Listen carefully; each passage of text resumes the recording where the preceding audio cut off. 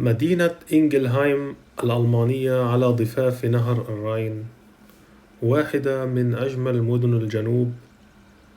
هذا النهر هو أحد أطول الأنهار في أوروبا، وطريق ملاحة مهم للعديد من المدن الألمانية. هذه الجزر الصغيرة التي نشاهدها من الأعلى هي مأوى للعديد من الطيور المقيمة والمهاجرة.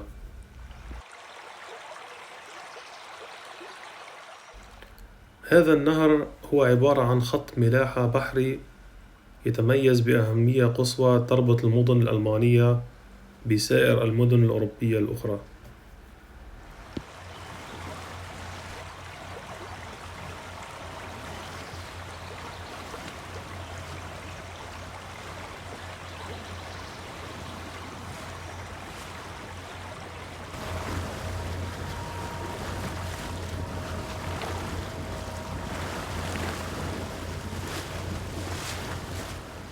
المدينة التي تظهر في الصورة هي مدينة بينغن التي تقع على النهر أيضا، وتبعد عن إنجلهايم حوالي 30 كيلومتر.